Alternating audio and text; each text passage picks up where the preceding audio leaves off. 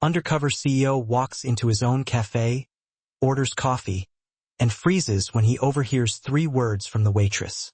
What if the most successful businessman in the city hadn't truly seen his own employees until he went undercover, disguised as a regular Joe? Robert Harrison was the big cheese, owned 43 coffee shops spread across 3 states. But on this gloomy Tuesday morning, he was standing outside his flagship cafe, dressed in a rumpled jacket and a baseball cap pulled way down to hide his face. At 46, Robert had built an empire from a single shop his grandmother bequeathed him. Yet, he couldn't recall the last time he'd just chilled out and ordered a cup of Joe like any other customer. He peered through the window at a woman with kind eyes and graying brown hair pulled back in a simple ponytail.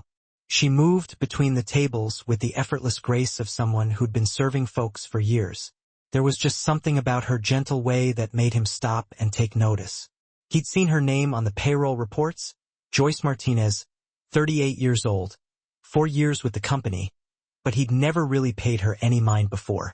As he reached for the door handle, Robert had absolutely no clue that 3 simple words were about to turn his whole understanding of success upside down.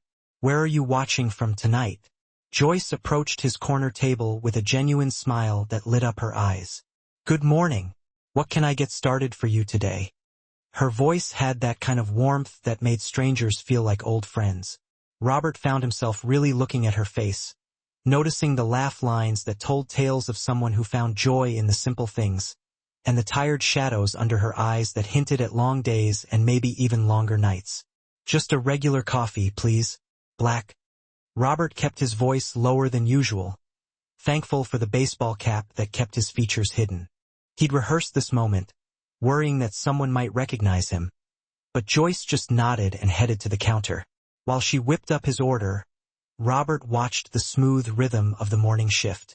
Tom, the young barista with the ever-present bright smile, called out drink orders with infectious enthusiasm. Betty, who had to be getting close to retirement age, wiped down tables with meticulous care, pausing to chat with an elderly gentleman who seemed to be a regular. This wasn't the efficient, profit-driven machine he pictured when he reviewed those quarterly reports. This felt more like a gathering place, a little community within the bigger city. Joyce came back with his coffee, setting it down with an almost reverent attention to making sure the handle was facing just right. "There you go. Is there anything else I can get you? A pastry, maybe?" Betty made her famous blueberry muffins this morning, and they're still warm. Robert shook his head, then surprised himself by asking, "Have you worked here long?" "For years now," Joyce said, her eyes lighting up. "Started right after my husband passed. Needed something to keep me busy, you know. Coffee shops are good for that. There's always someone who needs a kind word with their morning brew." She paused, glancing around the bustling cafe. "I love it here. Mr. Harrison, that's our owner. He doesn't come around much, but he's built something special. People feel at home here." The casual mention of his name sent an unexpected jolt through Robert's chest. Here was an employee talking about him with genuine appreciation. Someone whose life he'd impacted without even knowing her story. The realization that Joyce had lost her husband, that this job was more than just a paycheck for her, made him look at the numbers on his spreadsheets in a whole new light. As the morning went on, Robert found himself getting sucked into the subtle drama of cafe life. He watched Joyce handle a frustrated customer with so much patience and grace that the angry man left with a smile and an apology. He saw Tom go out of his way to remember some regular customer's complicated order, earning a grateful pat on the shoulder from the older woman. Betty shared stories about her grandkids while refilling coffee cups, turning routine service into a genuine connection. But Robert also noticed things that made him uneasy. The coffee machine made a grinding noise that suggested it needed some serious repair.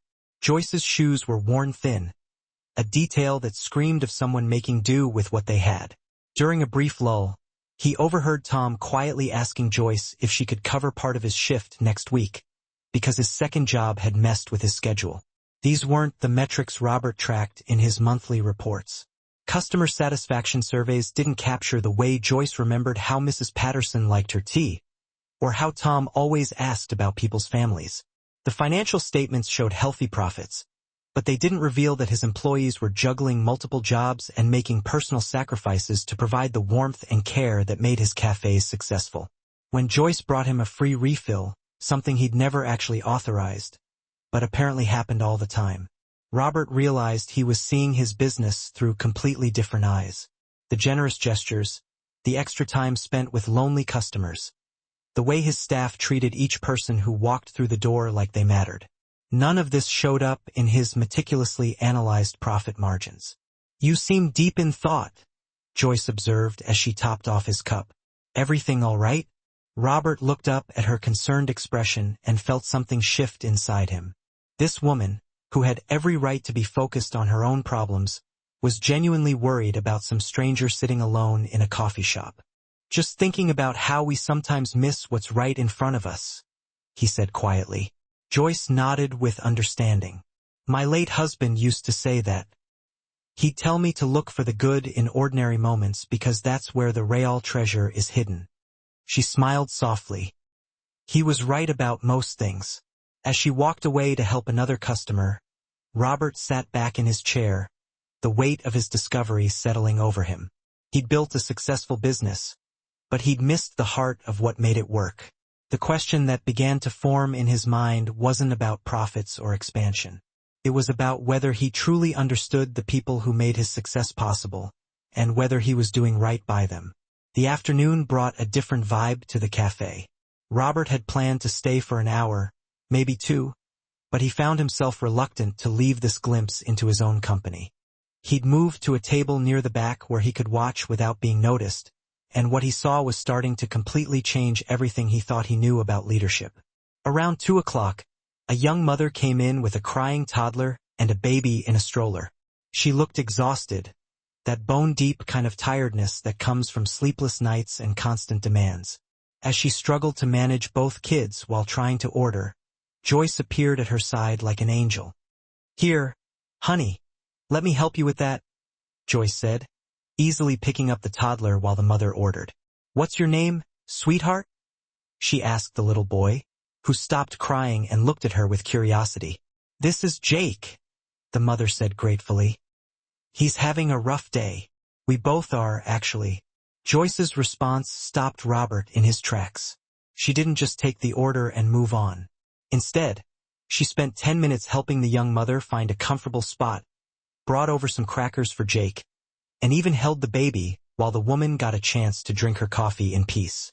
When the mother tried to pay, Joyce quietly mentioned that kids' drinks were on the house.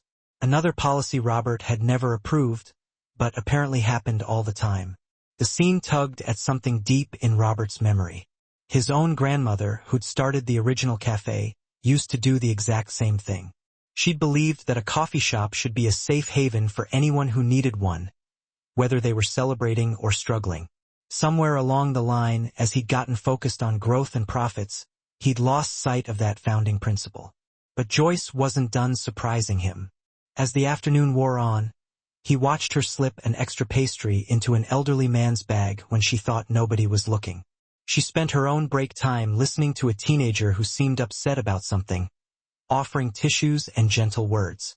When a customer's card got declined, Joyce just said, "Don't worry about it today, we'll catch you next time," and paid for the coffee herself. Each act of kindness was small, almost invisible, but together they showed someone who understood that her job was about way more than just serving coffee. Joyce was creating little moments of grace in people's lives, and she was doing it with her own limited resources because she thought it was the right thing to do. Robert found himself thinking about his own life. His corner office 40 floors above the city. The reports that reduced human beings to numbers and statistics. When was the last time he'd had a genuine conversation with someone who didn't want something from him? When had he last noticed if someone was having a bad day and needed a kind word? The realization hit him hard. He'd become so focused on building his empire that he'd forgotten to build relationships with the people who made it possible. His employees weren't just names on a payroll. They were people with their own struggles and dreams. And a lot of them, like Joyce, were going above and beyond every single day to uphold values he'd stopped practicing himself. As closing time came, Robert overheard a conversation that made his heart ache. Joyce was talking with Tom near the coffee machine, and her voice had a worried tone. "I don't know if I can pick up those extra shifts next week," she was saying. "My mom's been having a rough time since her hip surgery, and I hate leaving her alone too much." Tom nodded sympathetically. "I could ask Betty if she wants the hours. She mentioned needing extra money for her grandson's school clothes." "That's sweet of you to think of her," Joyce replied. "We all look out for each other here, don't we? It's like Mr. Harrison created this place where people actually care about one another." The irony wasn't lost on Robert. His employees were giving him credit for creating a caring environment while he sat there realizing he'd had almost nothing to do with the culture they'd built among themselves. They were living out values he'd forgotten, showing kindness he'd stopped practicing, and supporting each other in ways that never showed up in his management reports. If this moment touched your heart, please give the video a thumbs up. Stories like this remind us what really matters in life. As Joyce started cleaning tables for closing, Robert knew he couldn't leave without saying something about what he'd seen. But he also knew that revealing his identity now would change everything, maybe even ruin the authentic glimpse he'd gotten into his employees' true feelings and daily struggles. The question on his mind wasn't just about business anymore. It was about what kind of person he wanted to be, and whether it was too late to become the leader his employees deserved. The weight of Robert's discovery followed him home. That evening, hanging over his penthouse apartment like a heavy fog, he stood at his floor-to-ceiling windows, looking down at the city lights. But instead of feeling the usual satisfaction of surveying his domain, he felt strangely empty. The luxury around him suddenly seemed like elaborate props in a play he'd been putting on for an audience of one. He couldn't stop thinking about Joyce's worn shoes and her generous spirit, about the way she'd paid for a stranger's coffee with what was probably her own tip money. The contrast between her authentic kindness and his distant management style haunted him through a sleepless night. The next morning, Robert found himself back at the cafe, this time arriving even earlier. He told himself he needed to get more information, but really he was drawn by something deeper. Watching Joyce and her coworkers had reminded him of a version of himself he'd forgotten. Someone who'd once believed that success meant more than just piling up money. Joyce greeted him with the same warm smile as the day before. "Back again. I'm glad. That means we're doing something right." Her genuine pleasure at seeing a returning customer made Robert's throat tighten. As he settled into his usual corner table, Robert noticed details that had escaped him yesterday. The tip jar by the register was almost empty, but Joyce and Tom kept serving every customer with unwavering enthusiasm. Betty was working despite an obvious cold, refusing to call in sick because she knew they'd be short-handed. The morning took a turn when a crisis blew up that would test everything Robert thought he knew about leadership. Around 10 o'clock, a well-dressed man in his 50s stormed through the door, his face red with anger. Robert knew him instantly. Charles Mitchell, the regional manager Robert had hired 6 months ago. "Where's Joyce Martinez?" Mitchell demanded loudly, causing everyone in the cafe to stop talking. Joyce came out from behind the counter, staying calm despite the obvious tension. "I'm Joyce.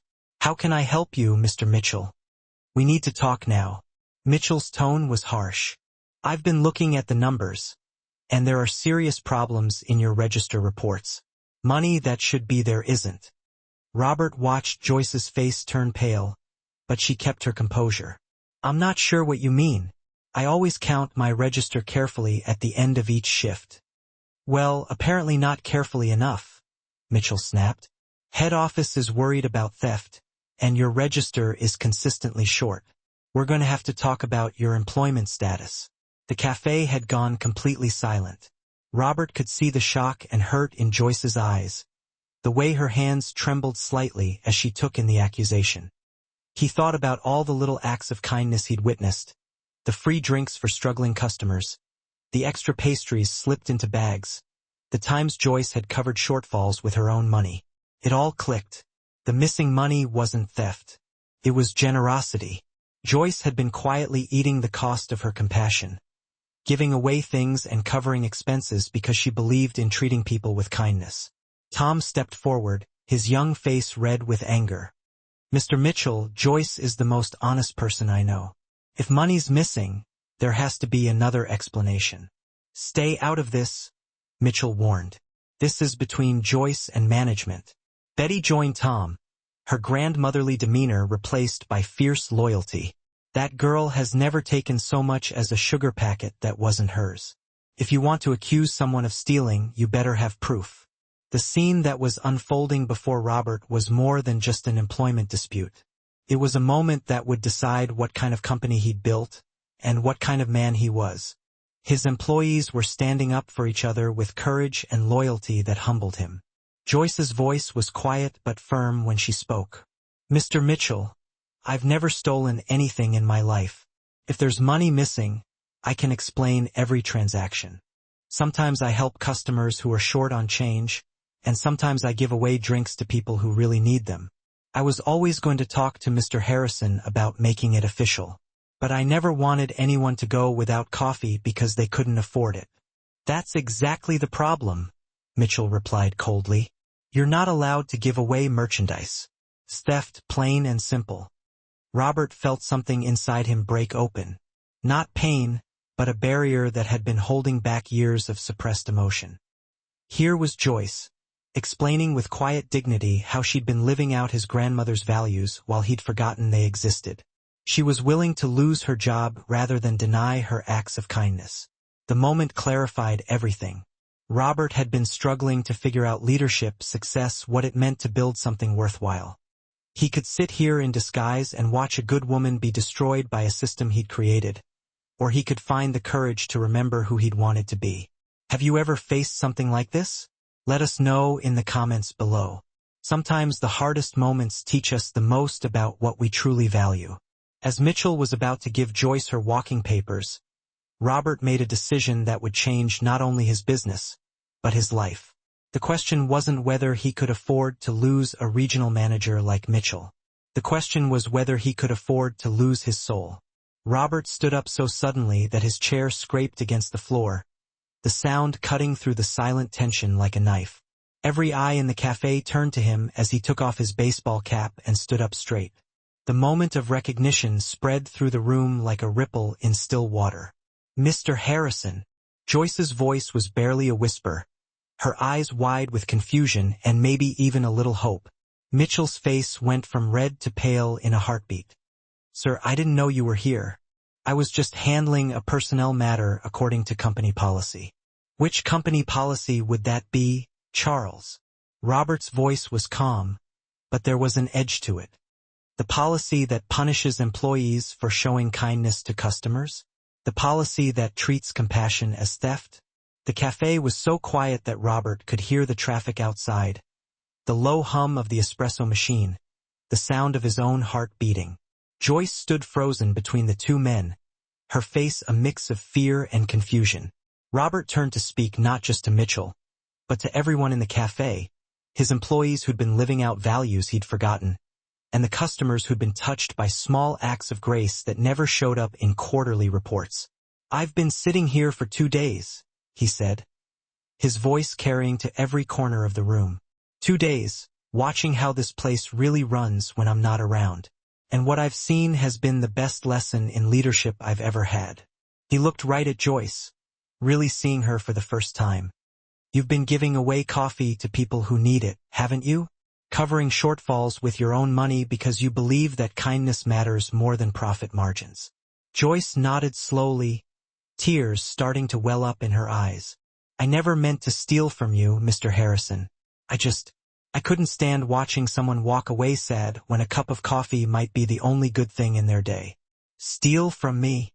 Robert's voice got stronger, more sure of itself. Joyce, you've been giving away something far more valuable than coffee. You've been giving away hope, dignity, and human connection. You've been showing the best of what this company could be. He turned to Mitchell, his expression turning cold. You're fired, Charles. Effective immediately. A manager who can't tell the difference between theft and generosity has no place in my company. Mitchell's mouth opened and closed like a fish out of water. But sir, the policies, the profit margins. The policies are changing, Robert said firmly. Starting today. The change happening in Robert was clear to everyone watching.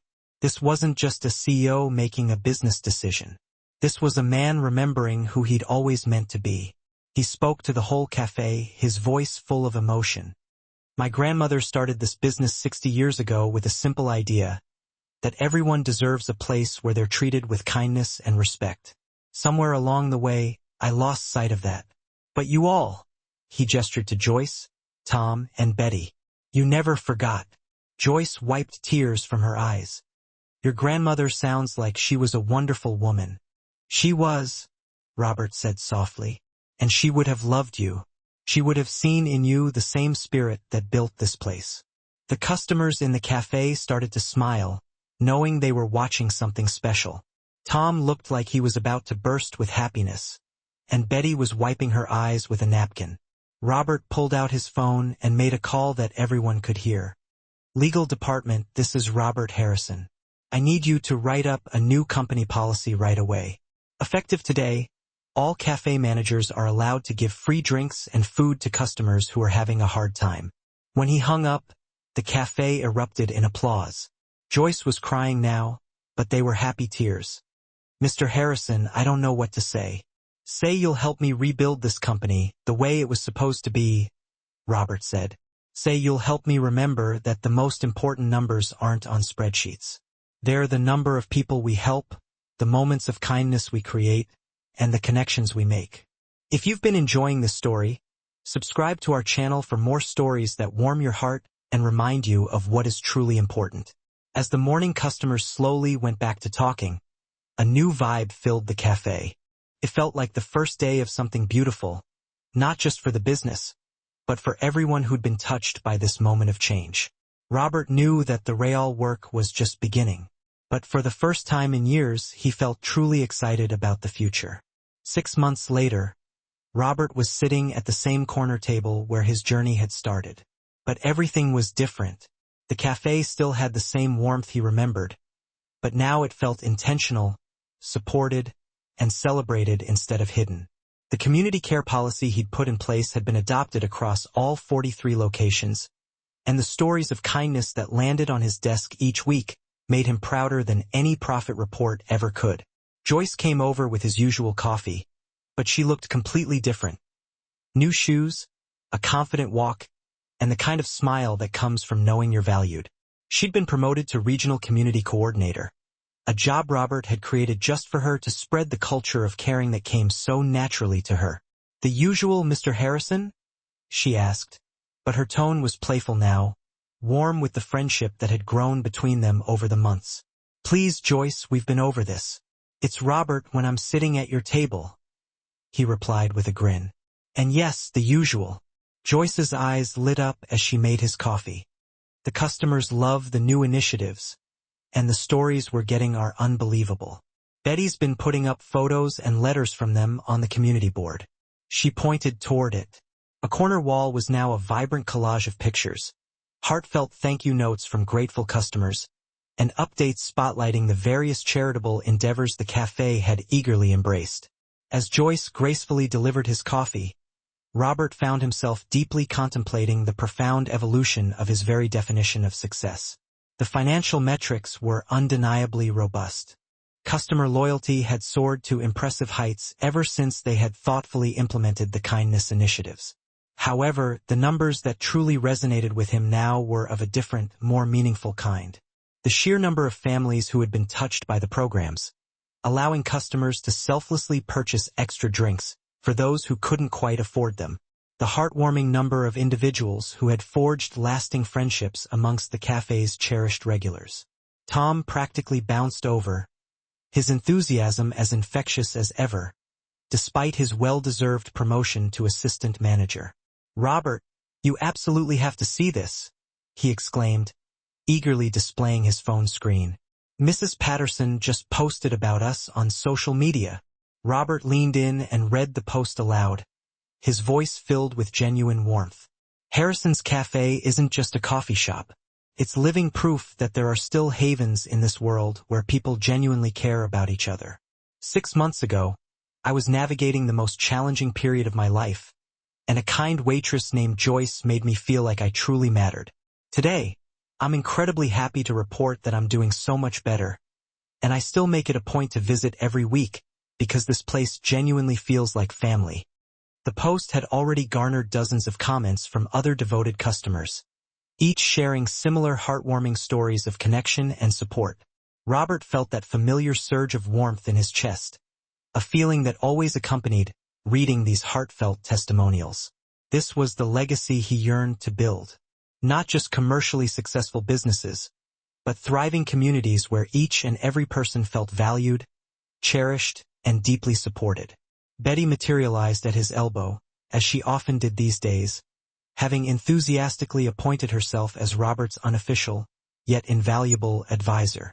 At the impressive age of 72, she possessed a wealth of wisdom that perfectly complemented Robert's sharp business acumen.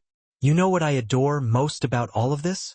Betty said, settling comfortably into the chair across from him. "It's that you didn't simply change the policies. You underwent a profound personal transformation. The man who sits here every week, savoring his coffee and attentively listening to everyone's stories, is the very same person making critical decisions that impact people's livelihoods." Robert nodded thoughtfully, his gaze distant for a moment. "I learned a truly invaluable lesson from Joyce that first day." She shared that her husband used to constantly remind her to seek out the good in those seemingly ordinary moments, because that's where the real treasure is always hidden. "I had been so laser-focused on chasing those extraordinary achievements that I was completely missing the extraordinary things unfolding right before my very eyes." The conversation was pleasantly interrupted by a young woman entering, gently leading a toddler by the hand. It was the same mother Robert had observed Joyce assisting 6 months prior, but now the woman exuded an air of confidence, restedness, and genuine happiness. She waved to Joyce with unmistakable affection. "How's little Jake doing?" Joyce called out, her voice full of genuine warmth. "He's absolutely wonderful, thanks to you," the mother replied with heartfelt gratitude. "And I also wanted to share that I got that promotion at work. The interview you so kindly let me practice for here made all the difference in the world." Moments like these were now a daily occurrence, and each one reinforced Robert's unwavering belief that he had, without a doubt, made the right choice. By wholeheartedly empowering his employees to embody and express compassion, he had ignited ripple effects of kindness that radiated far beyond the physical walls of his cafes. As the afternoon gracefully settled into its familiar, comfortable rhythm, Robert reflected deeply on the 3 simple words that had irrevocably altered the course of his life.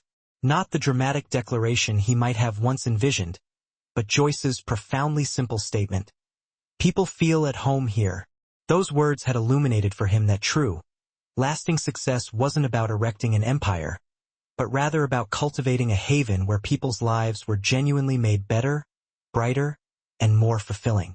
The transformation, of course, hadn't been entirely without its challenges. Some investors had raised eyebrows and questioned the unconventional new policies, but Robert had learned to respond not with dry statistics, but with compelling, heartfelt stories, vividly illustrating how unwavering customer loyalty and exceptional employee satisfaction had fostered sustainable, long-term success.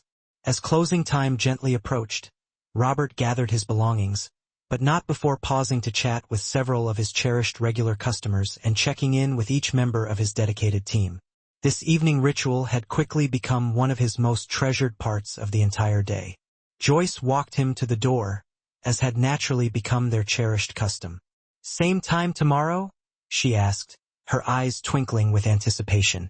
"Wouldn't miss it for the world," Robert replied with a genuine smile. "This is where I do my best thinking these days."